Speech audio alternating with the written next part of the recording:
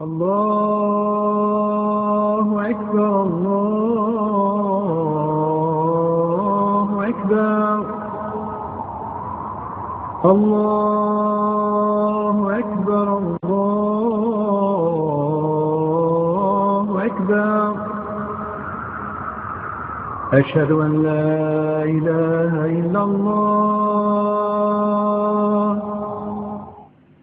بسم الله الرحمن الرحيم. أيها الإخوة والأخوات،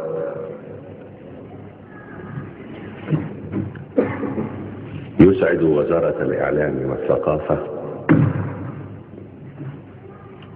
أن تقدم لكم هذه الليلة في سلسلة اللقاءات التي نظمتها للأخ الشيخ الكبير الأستاذ أحمد ديدات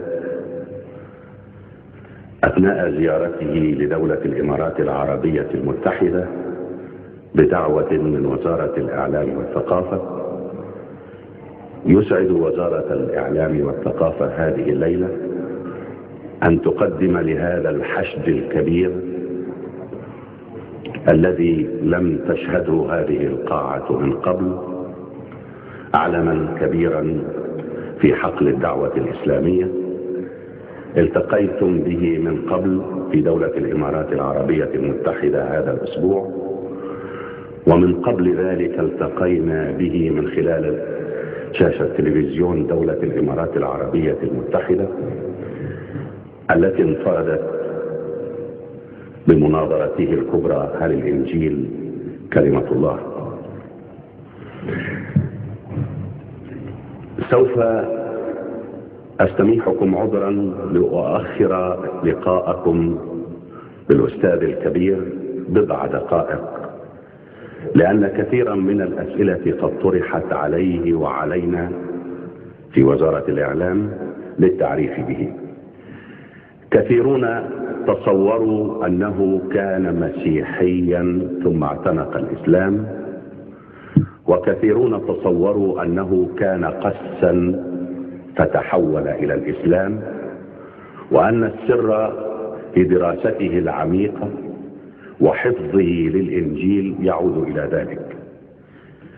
ولكن الأخ الأستاذ الكبير أحمد ديدات ولد مسلما من والدين مسلمين ومن أجداد مسلمين، وهو أصلا من أصل هندي من بومباي، ورحل إلى جنوب أفريقيا عام 1927 1927.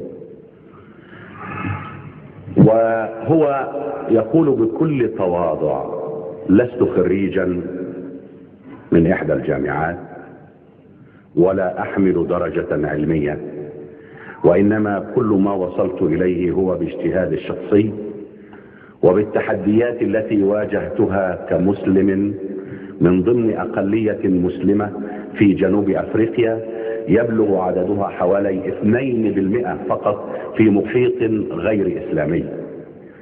وكانوا وهو صغير وشاب يافع كان المبشرون دائما يلتقون به هو وإخوانه المسلمين ليحاولوا تنصيرهم.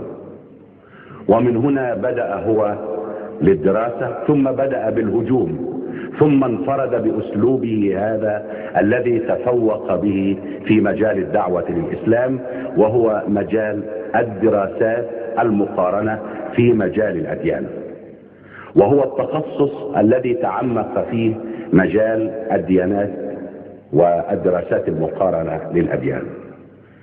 الدرجة العلمية الوحيدة التي يحملها ضيفنا الكبير هي جائزة الملك فيصل من المملكة العربية السعودية، كينج فيصل أوورد، درجة أستاذ. أما هذه خلاصة سريعة عن ضيفنا هذه الليلة. أما لقاء الليلة فموضوعه الموضوع هو القرآن معجزة المعجزات. The subject is Quran, the miracle or a miracle of miracles. الآن أترككم أيها الإخوة والأخوات لتلتقوا بعد قليل وبعد لحظات مع ضيفنا الأستاذ أحمد ديدات، ولكن أدعو الأستاذ الدكتور عبد المنعم بلة ليبذل أقصى وقصارى جهده ليترجم هذا اللقاء. ولقد طلب منا الأخ أحمد ديدات ألا نتدخل في الترجمة إلا بعد الانتهاء من حديثه. طلبنا منه أن نترجم فقرة فقرة حتى يسهل علينا أن ننقل إليكم أكبر قدر من الأمانة، لكن هو بحكم تجربته، بحكم سنه، بحكم تدفق أفكاره وسيولته وتدفقه، لا يريد لأحد أن يوقف هذا السيال وهذا التيار. ونحن طبعا نحترم رغبة ضيفنا، ولذلك ستكون مهمة الأخ الدكتور عبد المنعم بلة شاقة كما كانت هي شاقة في التجارب السابقة. والآن أيها الإخوة والأخوات نحيي ضيفنا الكبير الشيخ أحمد ديدات.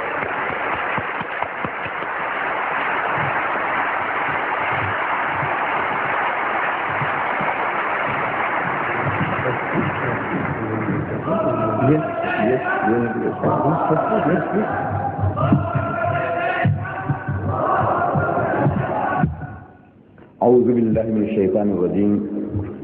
بسم الله الرحمن الرحيم. وقالوا لولا أنزل عليه آيات من ربه قل إنما الآيات عند الله وإنما أنا نذير مبين أولم يكفهم أنا أنزلنا عليك الكتاب يتلى عليهم إن في ذلك لرحمة وذكرى لقوم يؤمنون. صدق الله العظيم. بسم الله الرحمن الرحيم. أيها الإخوة الكرام، حفاظا على الزمن رجاء لزوم الهدوء حتى نتمكن من قراءة ما فتح الله به علي من ترجمة هذا الحديث الجميل، بعد أن تعوذ الشيخ بالله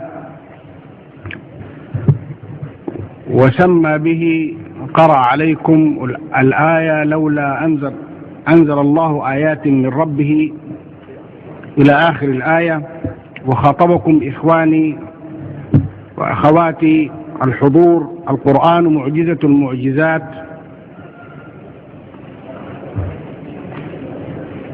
وقال لكم أنه سوف يشرح لكم الآية التي قرأها، وقال لكم أيضا أن المعجزة يجب تعريفها أولا لنفهم ما هو المقصود بأن القرآن معجزة المعجزات. فسر المعجزة بكونها حدوث الشيء المستحيل الحدوث والذي هو فوق طاقة البشر. وذكر لكم مثلا بأن شخصا في هذه القاعة، وهذا افتراض طبعا، سقط على الأرض وتوفاه الله، وكشف عليه طبيب وأقر أنه ميت، وطبيب آخر وأثبت ما قاله الأول، وأخذت الجثة لتدفن، ولكن أتى شخص وقال قم بإذن الله، فقام هذا الشخص الذي كان ميتا. هذه تعتبر معجزة. ولكن لو مات هذا الرجل ووضع في تابوت لمدة 3 أيام وجاء شخص وقال قم بإذن الله فقام، فتكون هذه معجزة أكبر.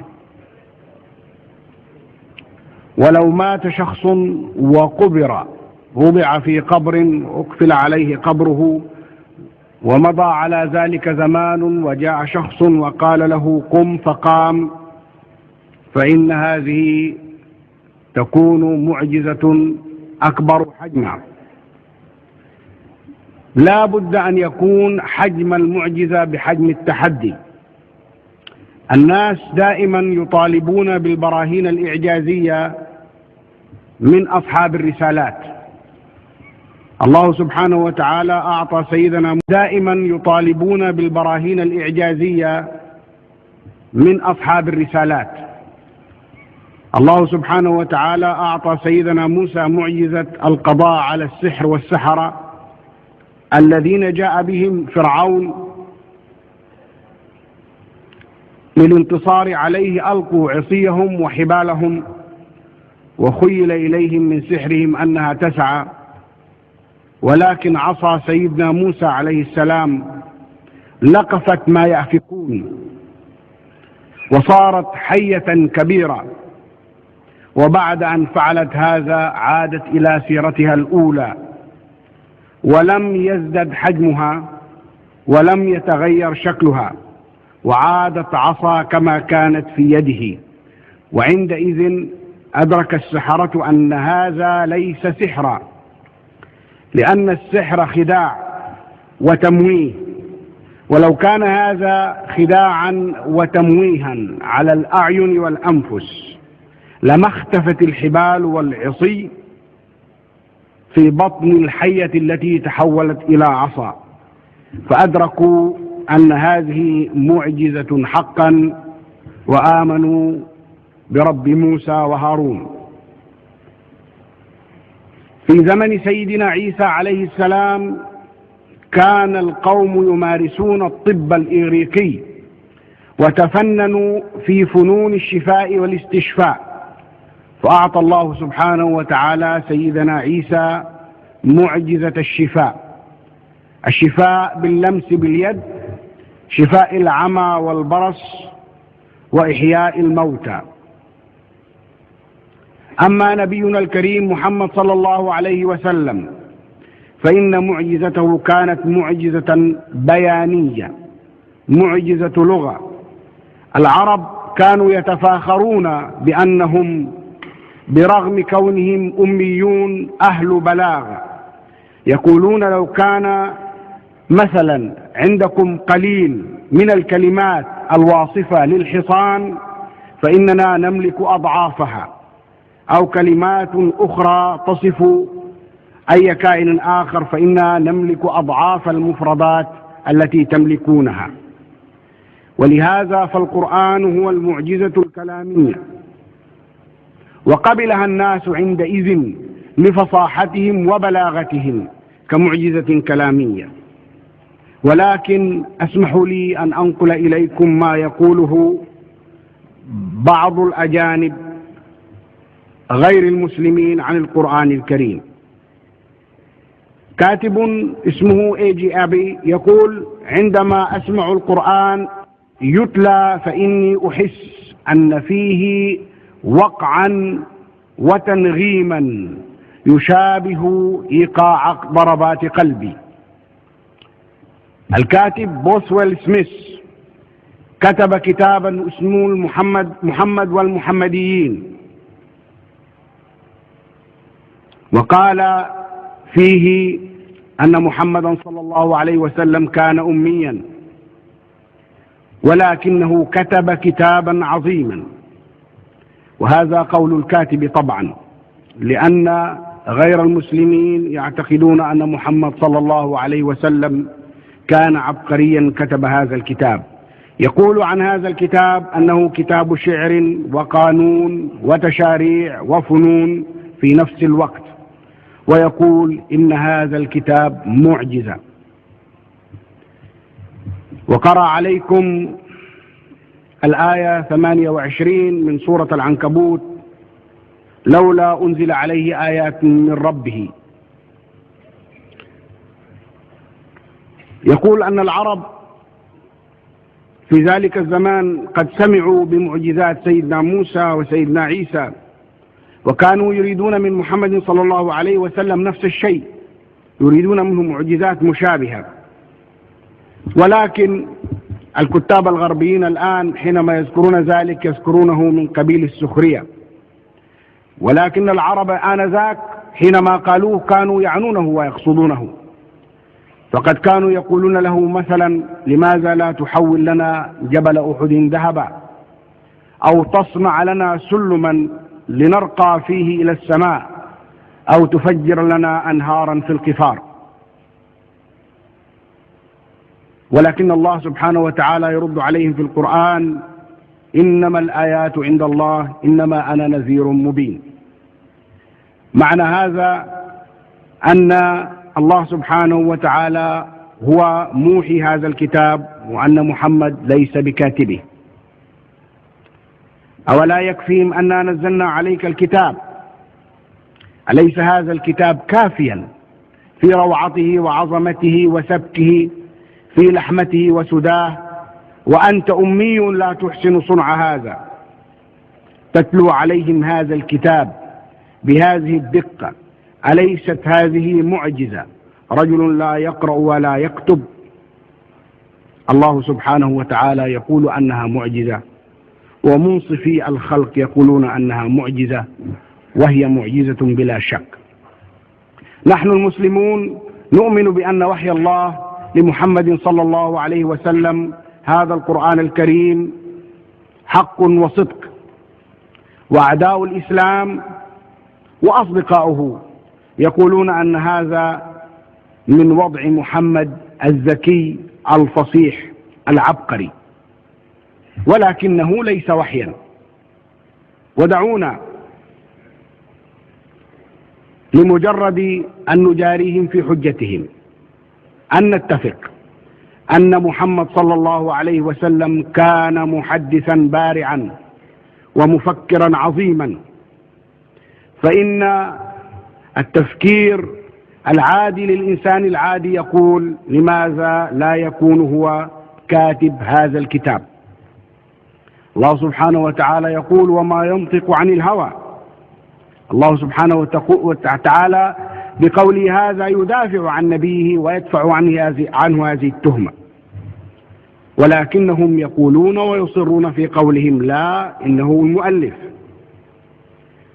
وأقول لكم من أجل الحجة التي يقيمونها فلنتفق معهم أنه من صنع محمد صلى الله عليه وسلم، ونتفق معهم من أجل الحجة فقط. وحينما نتفق معهم يجب أن نثبت إن كان الأمر كذلك فإن هذا الكتاب من صنع رجل واحد. قارئوا العهدين الأول القديم والجديد، والعهد القديم هو الكتاب المنسوب إلى اليهود، والعهد الجديد هو الكتاب المنسوب إلى النصارى. في هذه الدائرة الموسوعية الكبيرة التي تسمى باللغة الإنجليزية البايبل 66 كتابا، ولكن بلغ عدد كتابها 40 شخصا. والقرآن الكريم به 114 سورة، ويدعي هؤلاء ونجاريهم في حجتهم من أجل الحجة بأن محمد رسول الله صلى الله عليه وسلم قد كتبه بنفسه، فيه 114 سورة، في حين أن الإنجيل فيه 66 كتابا كتبها 40 مؤلفا. إذا كان هذا جهد رجل واحد وذاك جهد رجال كثر، أليس هذا معجزة في حد ذاته؟ ولقد كان أكثر كتاب العهد الجديد إنتاجا هو القديس بولس، فهو الذي كتب أكثر من 50% من كتبه عددها 27، وهو كتب 14 منها. ولكن القرآن الكريم لا يقارن في مادته وفي أسلوبه بالعهد القديم ولا العهد الجديد، فهو كتاب مركز عظيم التركيز في لغته، وهو كتاب اختط لمن يدرك معناه لقيادة البشر وحل كل مشاكلهم حتى يوم القيامة. أوليس هذا كافيا ليكون حجة على أنه معجزة؟ ولكن لأفي هذا الكتاب حقه فإني أطلب كثيرا من الزمن، كثيرا من الوقت، وهو ما لا يتوفر لي الآن، وليس لي نحوه متسع، فالحديث عن هذا الموضوع الهام يحتاج لساعات طويلة، وليس لي نحوه متسع، فالحديث عن هذا الموضوع الهام يحتاج لساعات طويلة، ولا أود أن أبقيكم إلى ساعات مبكرة من اليوم التالي، ولكني كرجل عادي، وهو الشيخ أحمد يقصد رجل عادي أنه غير عالم أو غير متعلم في مدارس أكاديمية، يمكن أن يعطيكم دستة من المعجزات، ولكن الإنسان المتعلم العالم المتبحر في علوم القرآن يمكنه أن يعطيكم المئات من المعجزات، ولكني أعطيكم هذا المساء القليل من هذه المعجزات. الله سبحانه وتعالى له الأسماء الحسنى، والرحمن الرحيم، الملك القدوس، السلام المهيمن العزيز الجبار المتكبر، 99 اسما، واسم علم واحد هو الله. أنا أسأل دائما أهل العلم من علماء الملل الأخرى، من علماء الديانات الأخرى، كم من الأسماء يمكن أن تنسبوها في نفس واحد إلى الله سبحانه وتعالى؟ فيجيبون هو الحب الأكبر، هو الأب في السماء، هو العادل، هو الرحيم. ولقد أدركت أن معظم العلماء لا يستطيعون أن يعطوا أكثر من 12 اسم في نفس واحد. ولو كان هذا القرآن من صنع محمد صلى الله عليه وسلم فإنه عبقري، هكذا يقولون، ولكني أقول لهم في كل هذه الأسماء التي تذكرونها أيما اختلفتم تتردد دائما كلمة الأب أو أبونا الذي في السماء أو أبانا الذي في السماء. اليهود يقولون أبانا الذي في السماء، النصارى يقولون أبانا الذي في السماء. والمعجزة التي في القرآن أن هذا الأب هكذا مذكورا، الأب الذي في السماء لا يوجد في القرآن. لماذا؟ لقد كان هذا الاسم متعارفا ومتواترا عند أهل الكتاب في ذلك الوقت، عند اليهود والنصارى، ولكن القرآن لا يستخدم هذا الاسم، لا يستخدم هذه الكلمة، رغم أنها كلمة جميلة ووصف جميل. القرآن يستعمل رب رب رب، في حين أن النصارى واليهود يستعملون أب أب أب. ولعلكم تلاحظون التشابه في اللفظ، وهكذا هو أيضا في اللغة العبرية. إنه ولا شك تعبير عظيم جميل، الأب الذي في السماء. لماذا لم يأتي هذا التعبير في القرآن؟ لأن الله سبحانه وتعالى أدرك، وليس محمد، أن استخدامه قد أسيء. أذكر لكم مثلا كلمة رفيق، هذه الكلمة جميلة تعني المصاحب والصديق، ولكنك لو قلت لي في قارعة الطريق في أمريكا وناديتني يا رفيق ديدات، فإن الشرطة وشرطة الأمن والمخابرات المركزية سوف تتتبع خطاي، وسوف يحققون معي عن معنى هذه الكلمة الجميلة التي فقدت معناها وصار لها مدلول آخر وأسيء استعمالها. هنالك كلمات مثل كلمة جاي، وهي تعني في اللغة العربية كما تعني في اللغة الإنجليزية أيضا مبسوط أو مرح أو مسرور. وما زلت أذكر أغنية منذ أيام صغري تقول، أنتم استمعتم إلى الأغنية باللغة الإنجليزية وكان صعبا علي أن أترجم هذه الأغنية، فأنا لا أحفظ الأغاني ناهيك عن أن أتمكن من ترجمتها. ولكنها تتكلم عن شخص حبيب وتصفه بأنه جاي. ولكن معنى هذه الكلمة الآن تغير، وصارت تطلق على أهل الشذوذ الجنسي، صار لها طعم مغاير ورائحة مغايرة كرائحة السمك تزكم الأنوف. اليوم لو قلنا لمدير هذه الجلسة ووصفناه بهذه الصفة فإننا ولا شك سوف نغضبه كثيرا. يقول الله سبحانه وتعالى: ولا تقولوا راعنا وقولوا انظرنا. هذا مثال من القرآن الكريم. لماذا يأمر القرآن الكريم بأن لا يقول الناس راعنا ولكن يقول انظرنا؟ لأن كلمة راعنا صار لها معنى مغاير تماما، ليس المعنى الحقيقي ولكنه معنى جديد. ولهذا أمر الله سبحانه وتعالى باستخدام الكلمات في معانيها حتى لا تلتبس على الناس الأمور ومعانيها. في الفقه المسيحي يقولون أن سيدنا عيسى عليه السلام هو الابن الوحيد المولود غير المخلوق لله سبحانه وتعالى، وهو ليس كمثل آدم.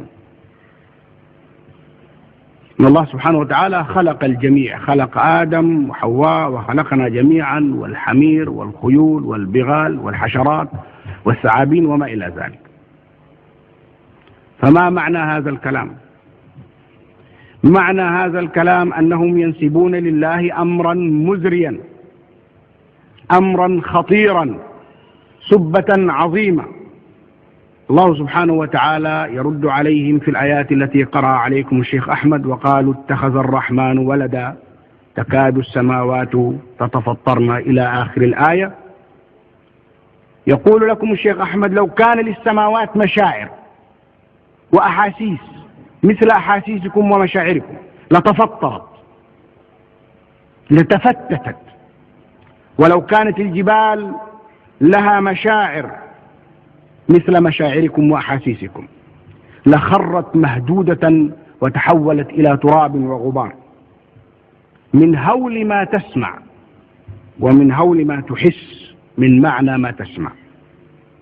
ولكن المسلمين، أغلب المسلمين اليوم عربا كانوا أو غير عرب، يسمعون هذا ولا يحسون بعظم الإهانة التي توجه إلى الله سبحانه وتعالى في هذا القول. يقول: أين مشاعرنا؟ وما زلت أذكر أغنية منذ أيام صغري تقول، أنتم استمعتم إلى الأغنية باللغة الإنجليزية وكان صعبا علي أن أترجم هذه الأغنية،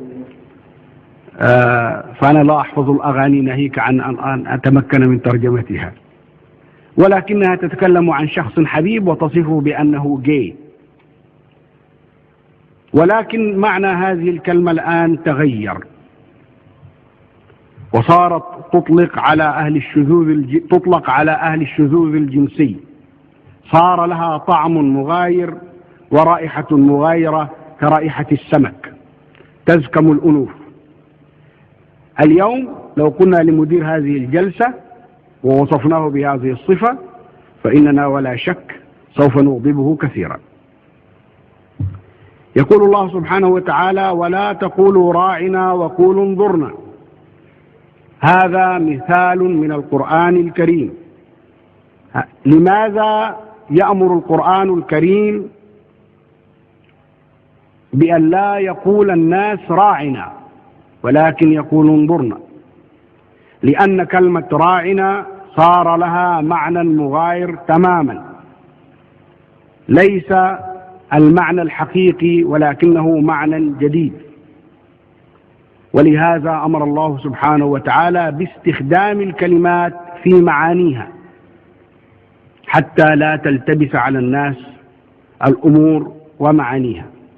في الفقه المسيحي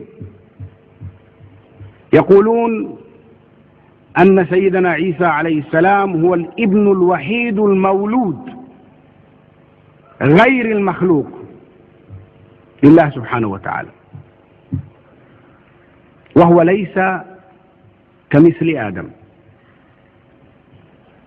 إن الله سبحانه وتعالى خلق الجميع، خلق آدم وحواء وخلقنا جميعا، والحمير والخيول والبغال والحشرات والثعابين وما إلى ذلك. فما معنى هذا الكلام؟ مع الحمير والخيول والبغال والحشرات والثعابين وما إلى ذلك. فما معنى هذا الكلام؟ معنى هذا الكلام أنهم ينسبون لله أمرا مزريا، أمرا خطيرا، سبة عظيمة. الله سبحانه وتعالى يرد عليهم في الآيات التي قرأ عليكم الشيخ أحمد: وقالوا اتخذ الرحمن ولدا تكاد السماوات تتفطرن إلى آخر الآية. يقول لكم الشيخ أحمد: لو كان للسماوات مشاعر وأحاسيس مثل أحاسيسكم ومشاعركم لتفطرت لتفتتت، ولو كانت الجبال لها مشاعر مثل مشاعركم وأحاسيسكم لخرت مهدودة وتحولت إلى تراب وغبار، من هول ما تسمع ومن هول ما تحس من معنى ما تسمع. ولكن المسلمين، أغلب المسلمين اليوم عربا كانوا أو غير عرب، يسمعون هذا ولا يحسون بعظم الإهانة التي توجه إلى الله سبحانه وتعالى في هذا القول. يقول: أين مشاعرنا وأين إحساساتنا؟ نحن إذن لا نعلم معاني هذه الكلمات. أنتم كعرب متحدثين باللغة العربية تعلمون معاني هذه الكلمات، وليس صعبا عليكم إدراك هذه الكلمات لأنكم أصحاب هذا اللسان، ولكن نحن لا نعلمها، نقرأها وقد لا ندرك معناها ولا كنهها. واسمحوا لي أن أعطيكم مثلا: لو أن شخصا قال لأمك أو زوجتك كلاما، فجاءت إليك وقالت إن هذا الجار أو هذا الشخص قد سبها وقال لها كذا وكذا وكذا، بمعنى يماثل المعنى الذي ذكر على الله سبحانه وتعالى من قبل أهل الكتاب، هل تستطيع أن تنام بعد سماعك لهذا الكلام؟ هل تستطيع أن تأكل أو تشرب؟ لا بد أنك ستغادر دارك مغضبا لو كان فيك ذرة من إحساس، وتذهب إلى داره وتهشم وجهه أو تسلط عليه عصابة تقضي عليه. فلو كنا نحب الله سبحانه وتعالى، وهكذا يجب أن يكون أكثر من أنفسنا وأولادنا، فكيف لا نحرك ساكنا وهذا الكلام يوجه إلى الله سبحانه وتعالى؟ هذا سببه لأننا موتى لا نحس. نحن حقا في الطريق القويم، في الطريق السوي، ولكننا موتى في هذا الطريق السوي، في حين أن غيرنا أحياء يتحركون في طريق الضلال. الله سبحانه وتعالى لا يأمرنا بأن نكسر رؤوسهم أو نسبهم أو نؤذيهم، ولكنه يقول لنا: ادع إلى سبيل ربك بالحكمة والموعظة الحسنة. هذه هي المدرسة. فأنا أذهب كثيرا إلى أمريكا والهند وأماكن أخرى، وأقول للسامعين أن اللغة الإنجليزية هي لغة أولئك الذين احتلوا بلد الهند، وتعلمت وتعلم غيري منهم هذه اللغة، وأريد منكم أن تعلموني هذه اللغة، أن تقولوا لي بالضبط ما معنى أن سيدنا عيسى هو الابن المولود وليس المخلوق. ماذا تقصدون بكلمة begotten not made؟ مولود وليس مخلوق، من صلب الله وليس من خلق الله. عندما أدعو إنسانا ابني أقول له: يا بني، فليس معنى هذا بالضرورة أنه ابني من صلبي، أنه ابني من ظهري، ابني بالنسب، لا، ولكنه في مقام ابني وهكذا أدعوه. ولكن حينما أقول له تعال يا ابني من صلبي، فإني إن فعلت هذا أكون قد تجرأت على أمه ورميتها بأمر كبير واتهمتها بتهمة عظيمة وقلت أنه ابن سفاح، وأن أبوه الذي يعرفه الناس ليس بالأب الحقيقي. ولو سألتم كل هؤلاء الناس الذين يقولون هذا فلن تجدوا شخصا واحدا من هؤلاء يستطيع الرد عليكم بعد إبراز هذه البراهين. ولكن هنالك أمريكي، والأمريكيون أناس محاربون، ليسوا في العام دبلوماسيين في سلوكياتهم. قال لي هذا الأمريكي وهم يريدون المصارعة الكلامية، وكان في زيارة لمسجدنا في ديربن، وهو أكبر مسجد جنوب خط الاستواء في جنوب أفريقيا. قال لي حينما سألته ماذا تعني بقولك بgot not made، من صلب الله وليس من خلق الله، قال لي معنى هذه الكلمة fired، أي أنه فعلا من صلب الله.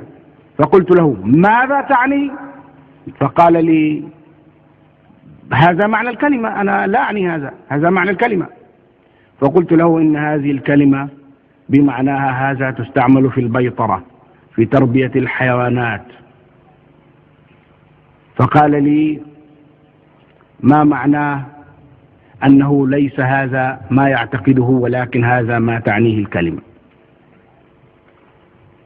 هذه معجزة، الكلمة المستعملة الدائبة الاستعمال قبل نزول القرآن، كلمة أب ليست موجودة فيه، الموجود فيه كلمة رب فقط. إنها فعلا معجزة القرآن. الله سبحانه وتعالى يقول أولم يرى الذين كفروا أن السماوات والأرض كانتا رتقا ففتقناهما. إنني أسأل لمن يتكلم الله سبحانه وتعالى؟ من يخاطب الله سبحانه وتعالى بهذا الكلام؟ الكفار من البدو قبل 1400 عام ماذا كانوا يعرفون عن خلق الله سبحانه وتعالى؟ كانوا يرون الأشياء ولا يعرفون لها تفسير، النجوم والكواكب ولا يعرفون لها تفسير، ولا يعرفون سرعة حركتها ولا منشأها ولا إلى أي مكان تتجه. كانوا ينظرون ويؤمنون ويصدقون. هل كان الله سبحانه وتعالى في ذلك الزمان أو أنه الآن يخاطب كفار الكونغو أو الإسكيمو؟ إنه يتكلم عن الكفار الذين يملكون العلم والمعرفة، يتكلم عن الكفار المنجمين وأرباب الرصد الفلكي. إنه يعجزهم ويخبرهم أن هذا الكون جاء عن طريق انفطار عظيم حدث منذ عهد سحيق، وتكونت هذه الكواكب والمجرات كلها منه، وهي كما يقولون الآن بالإثبات العلمي تتباعد بسرعة تفوق آلاف المرات سرعة الضوء. ونحن حينما ننظر إلى كوكب ما ونقول أننا نراه، فإنما نرى ضوءه الذي وصل إلينا عبر مسافته الزمنية، ويكون هذا الكوكب فعلا قد تحرك من مكانه إلى مكان آخر. هذه النظرية سماها الفلكيون نظرية الانفطار. هذا شيء يمكن برهنته علميا، ولكن يقولون أيضا أنه بعد هذا التباعد الذي يحدث بين الكواكب وهذا الجري من بعضها البعض سوف تتقارب وتتحد مرة أخرى. نقول لهم متى اكتشفتم هذا؟ يقولون لما متى اكتشفتم هذا؟ فنقول لهم بالأمس القريب. وكلمة أمس بحساب الزمن المتصاعد الهابط ليست بعيدة بحال. ليس لأمي لا يملك منظارا مثل المناظير الحديثة، ولا معرفة فلكية حاوية متقدمة في هذا العلم الحديث في شعب أمي مثله تماما أن يعرف كل هذه الحقائق قبل 1400 عام. هذا إعجاز لا شك فيه. وعلماء الأحياء المجهرية يقولون أن الحياة بدأت في الماء قبل بلايين السنوات، وبدأت كل الحياة بعد ذلك.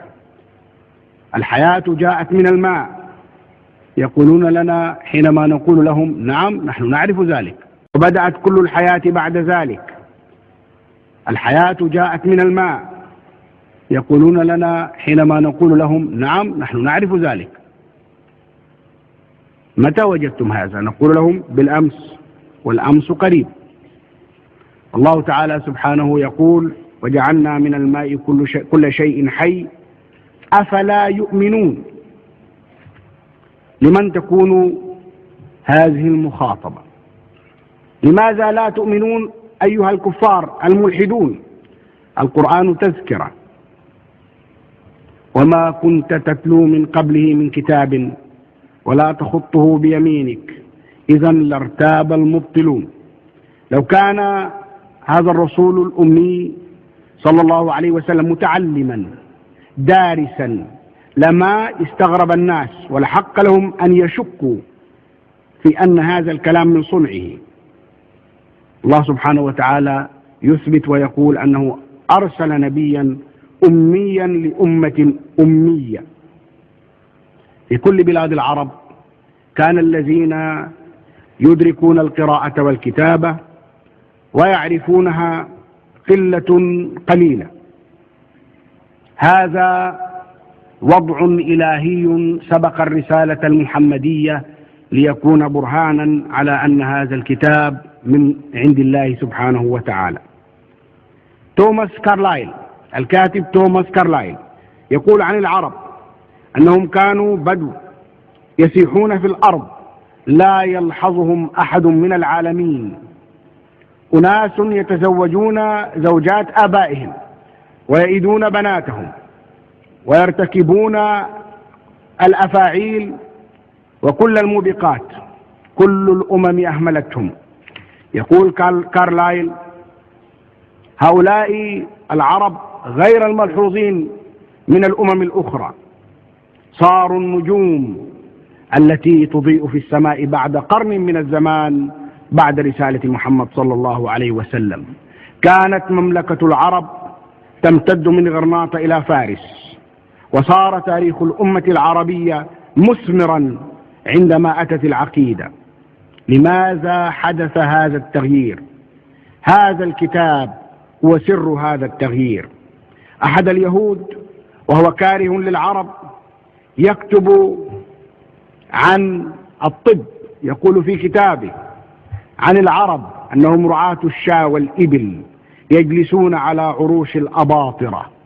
ونحن نقول من فعل هذا؟ الله سبحانه وتعالى هو الذي أحدث هذا وجعلهم في هذا الوضع. إن الله سبحانه وتعالى الذي جعلهم يجلسون في هذا الوضع قادر أن يجعلهم يجلسون فيه مرة أخرى، ولكن عليهم أن يبذلوا جهدهم للوصول إلى هذا المكان. في سورة ياسين الآية 36 يقول الله سبحانه وتعالى سبحان الذي خلق الأزواج كلها مما تنبت الأرض ومن أنفسكم ومما لا يعلمون. نعم، ومن أنفسهم، معذرة. الأشجار والحيوانات كلها أزواج. الرسول صلى الله عليه وسلم حينما كان في المدينة رأى صبيانا صغارا يخصبون طلوع النخل، فسألهم لم تفعلون هذا؟ فقالوا رأينا أباءنا يفعلون هذا. وقد كانت هذه عادة العرب أن يفسروا فعلا رأوا آباءهم يفعلونه بأنهم هكذا رأوا آباءهم يفعلون. فقال لهم توقفوا فتوقفوا، وحينما أتى موسم حصاد التمور كان الحصاد ضنينا، فقالوا له انظر تمورنا وحصادنا، فقال لهم أفعلوا ما كنتم تفعلون. هم اكتشفوا هذا مصادفة عن طريق تلقيح الأشجار باليد، لأنهم علموا أن تلقيحها باليد ليس كتلقيحها بالرياح. فمثلا أنا كان عندي شجرة باباي أعجبتني ثمرتها وحلاوة هذه الثمرة، فزرعت الحبة فنبتت، ولكني لو أخذت هذه الحبة وأحرقتها ووضعتها في الأرض لما نبتت. لا بد من توفر المعرفة، لا بد من توفر المعرفة لإنجاز أي مهمة من المهام. ولكن الله سبحانه وتعالى خلق هذه الأزواج وجعل الشجرة الذكر تختلف عن الشجرة الأنثى، ولكن نظرا لأن الشجرة الذكر لا تتحرك نحو الشجرة الأنثى بل تظل في مكانها، فقد سخر لها الرياح والحشرات لتحمل هذا الطلع من مكان إلى آخر، ولتلقح الأشجار بعضها البعض، وحفظ عدديتها بحيث يكون حصادها وفيرا. هذا الأمي يقول هذا الكلام، من أين له هذا العلم وهذه المعرفة؟ إنها المعجزة وراء المعجزة. وسوف أنهي حديثي هذا المساء بقولي إن رجل عادي مثلي يقول لكم هذا الكتاب معجزة صحافة ومعجزة أجنة ومعجزة علم نفس، حللوه حسب ما تشاءون، فإنه معجزة كل المعجزات. لقد اكتشفت بالصدفة هذه الأشياء، أقول الصدفة ولكني لا أعتقد في الصدفة، فالصدفة سبب وليست كما نعتقد أنها مجرد صدفة، والله سبحانه وتعالى هو مسبب الأسباب. أنا أعيش خارج ديربن، وكل صباح كنت أسافر من طريق مثل طريق الكورنيش، ولكن حينما عملوا شارعا أقصر وأحسن صرت أستخدم هذا الشارع، وكان عند مفترق الطرق في هذا الشارع رجل يبيع الصحف ويعلن عنها، يرفع إعلانا عنها، وكنت حينما أمر به أنظر إلى الإعلان ولا أشتري الصحيفة، ثم أدخل إلى ديربن وأصل إلى مفترق طرق آخر داخل المدينة وأجد إعلانا عن نفس الصحيفة اليومية، إعلانا آخر، وأشتري الصحيفة. وبعد فترة من هذا العمل سألت نفسي لماذا أفعل هذا؟ لماذا أرفض نفس الصحيفة بعد الإعلان الأول وآتي لأشتريها بعد الإعلان الثاني؟ السبب في هذا أن الإعلان الذي في مفترق الطرق الأول معمول خصيصا لسكان تلك المنطقة وهم من البيض، فهنالك أمور تهمهم هم يعلن عنها، امرأة عداء أو شخص مشهور من البيض يهمهم أمره يعلن عنه وعن أخباره. ولكن حينما أعود إلى مفترق الطرق داخل المدينة في منطقة هي من نوع الناس الذين هم مثل حالي، فإني أجد إعلانات تكون أكثر استمالة لي من غيرها، ولهذا أبتلع الطعم وأشتري الجريدة. إن أعظم الصحفيين هو الذي يعطيك إعلانا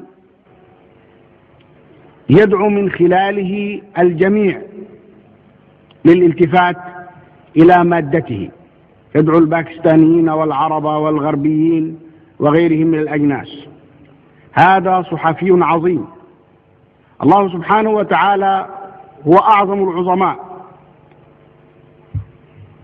نبينا الكريم في المدينة المنورة كان يحيط به المشركون والمنافقون والمسلمون واليهود والنصارى، وهم فئات مختلفة متباينة، فكيف كان يستقطب هؤلاء؟ الله سبحانه وتعالى يقول: وهل أتاك حديث موسى؟ وحينما يستمع اليهود لمثل هذا الكلام فإنهم يريدون أن يعرفوا ماذا يقول محمد صلى الله عليه وسلم عن موسى. ماذا عن موسى؟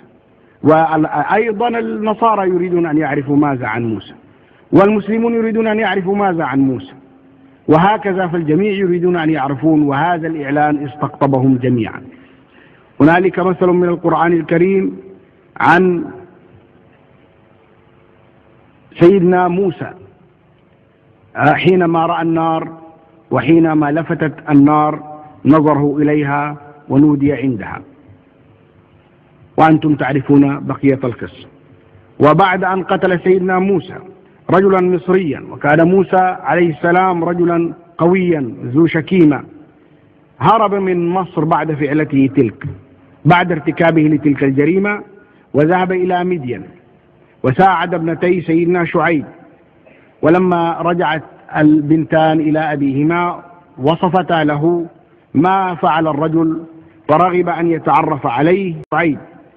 ولما رجعت البنتان إلى أبيهما وصفتا له ما فعل الرجل فرغب أن يتعرف عليه، واتفق معه على أن يساعده على العمل معه 7 حجج يتزوج بعدها ابنته. فظل يرعى الغنم 12 عاما في مدين. نعم،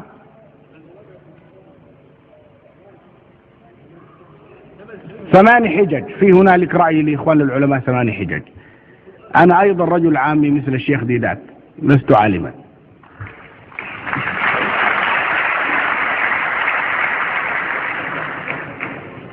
فبعد هذه السنوات التي ظل فيها في مدين قال لصهره سيدنا شعيب: أريد أن أعود إلى المدينة. فقال له: خذ زوجك وعيالك ومالك واذهب أن تشاء. وحينما ضرب في الصحراء كان عنده خبز، واليهود لهم نوع من الخبز ليس فيه خميرة كثيرة، ولذلك يتصلب ويبقى صالحا للإطعام فترة طويلة من الزمان.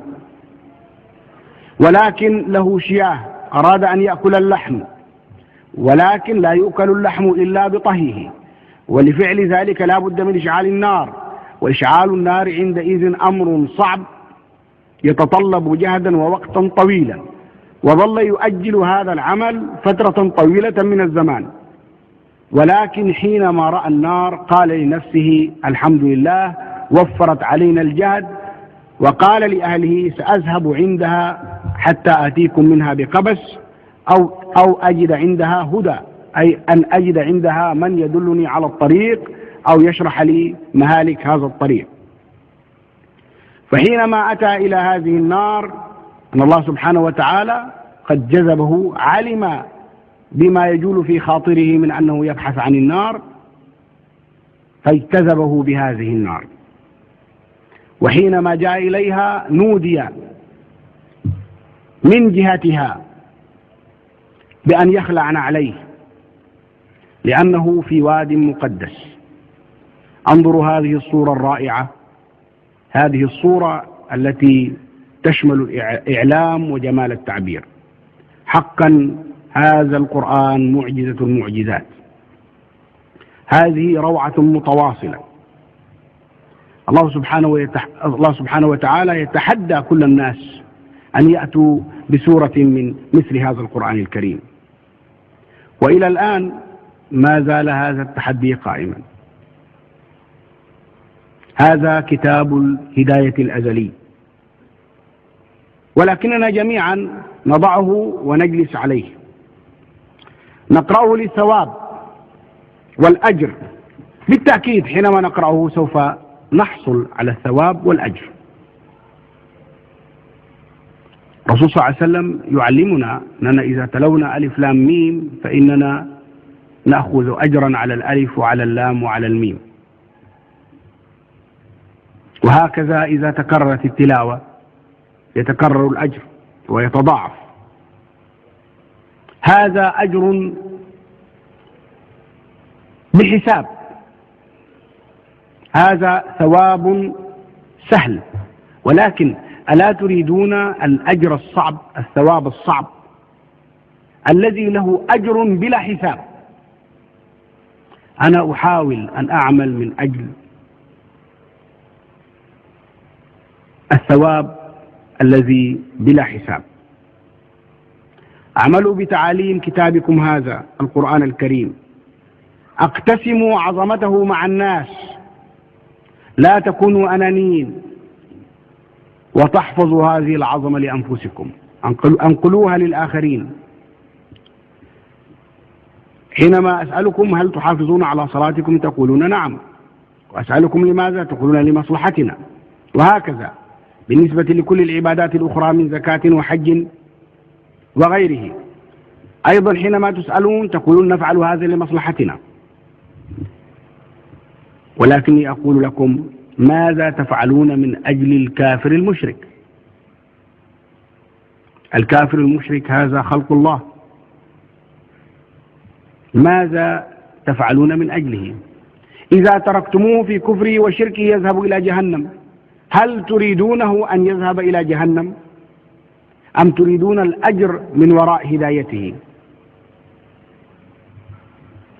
الله سبحانه وتعالى لا يسعده أن يذهب عباده إلى جهنم، فهل يسعدكم هذا وأنتم تملكون المقدرة على أن تصرفوا عنهم عذاب جهنم بهدايتهم؟ عندما ذهبت إلى بيت الله وطفت بالبيت الكريم كنت أستمع إلى الناس وهم يقولون لبيك اللهم لبيك، لبيك لا شريك لك لبيك، وقد حفظتها وحفظها غيري من كثرة الترداد. نحن نقول لا شريك لك، هل هذا صحيح؟ ولكن بمجرد أن يعود الإنسان من رحلة الحج فإنه يرى حوله عبدة الشيطان والأوثان لا حصر لهم ولا عد، ولا يقول لهم لا شريك لك، كلهم يقولون شريك لك شريك لك، وهو لا يقول لهم لا شريك لك. عندما يعود من مكة يحضر معه من لذائذ تمورها وماء زمزمها ولقبا عظيما هو الحاج.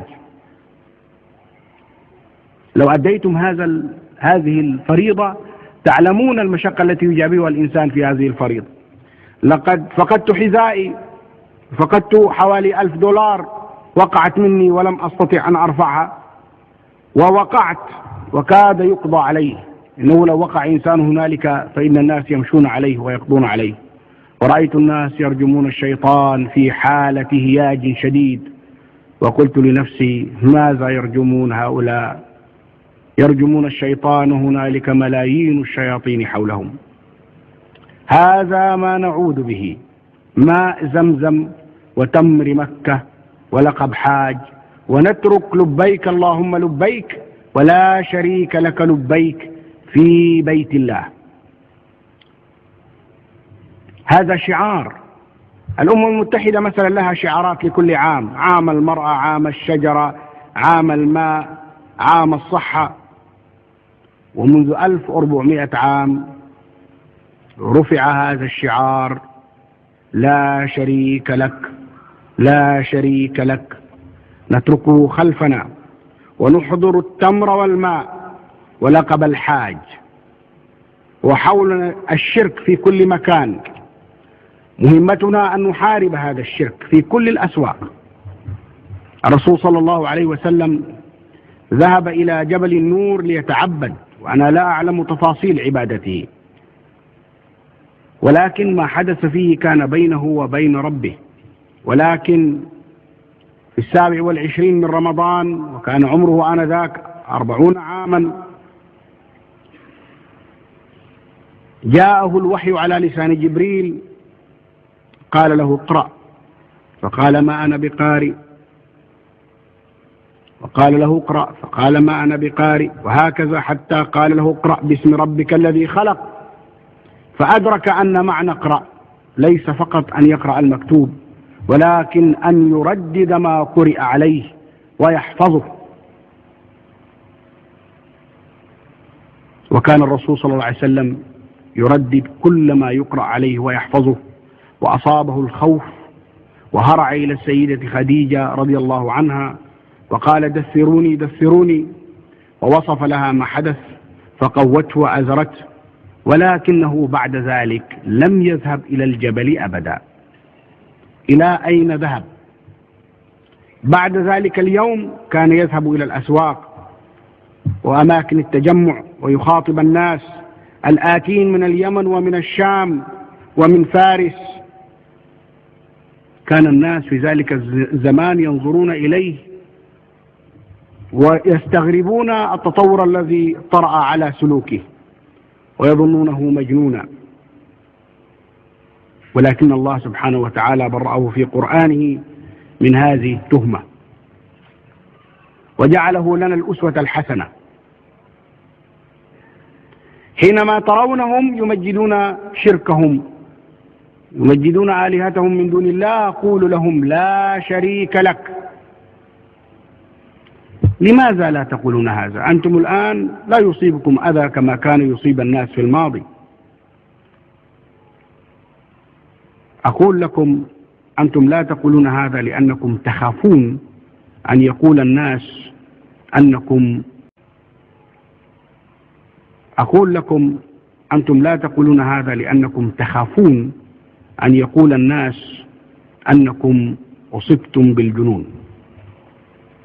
تخافون من سخرية الناس، أن يقول الناس شيخ مجنون، شيخ أديدات مجنون، أو الدكتور بلة مجنون.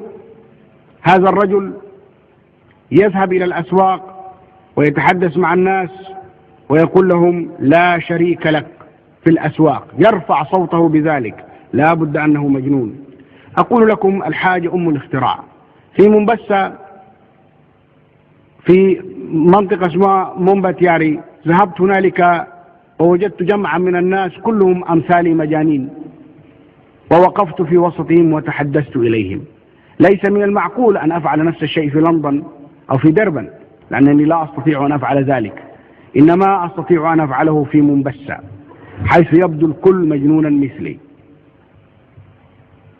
كلكم تعرفون بعض الناس الذين يتحدثون عن من يسخرون الجان لخدمتهم، والجان لهم مقدرات عظيمة لأداء خدمات كثيرة.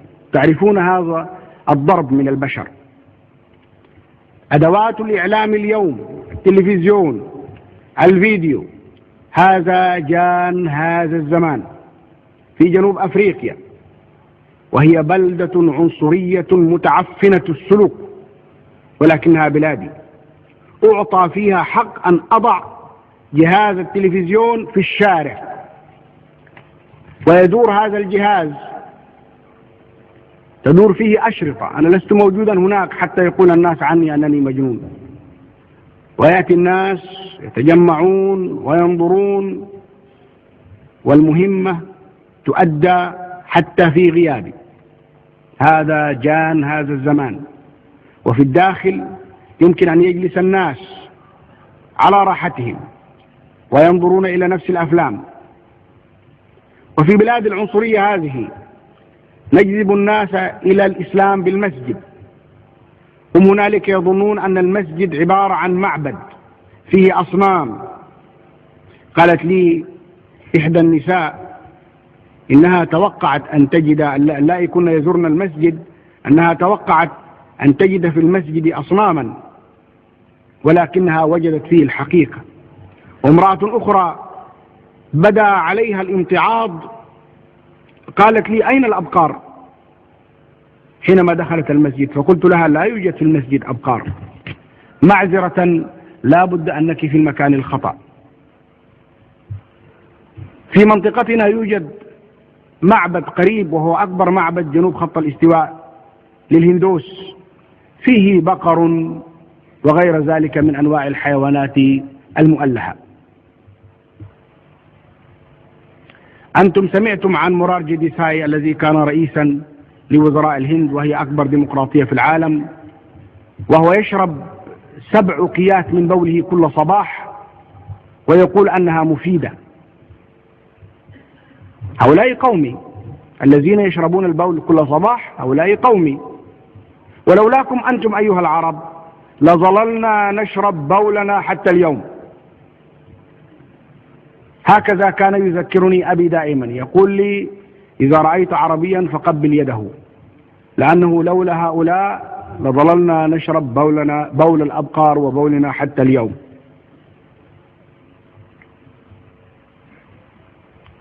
هنا في المسجد وعرض عليكم صورا كثيرة كنتم تنظرون إليها، وإحدى هذه الصور توضح رجلا أفريقيا يتحدث لأطفال بيض من اليهود والنصارى ويشرح لهم قواعد الإيمان.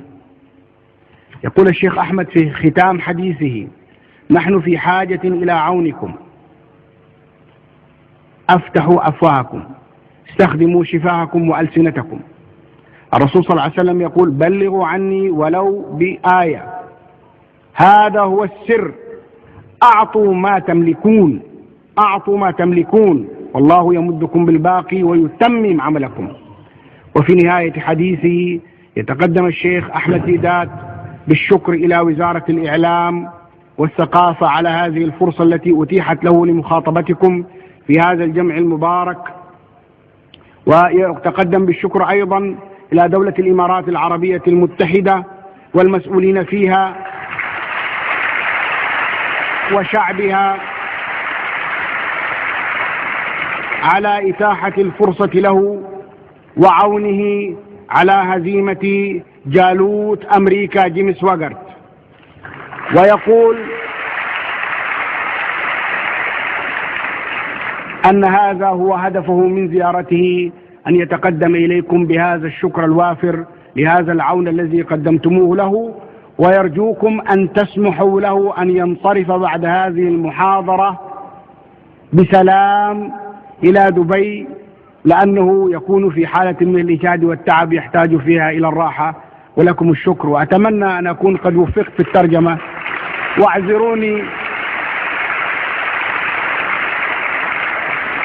واعذروني إن قصرت أو ذل لساني، فما إلى هذا قصدت. والسلام عليكم ورحمة الله تعالى وبركاته. ما شاء الله.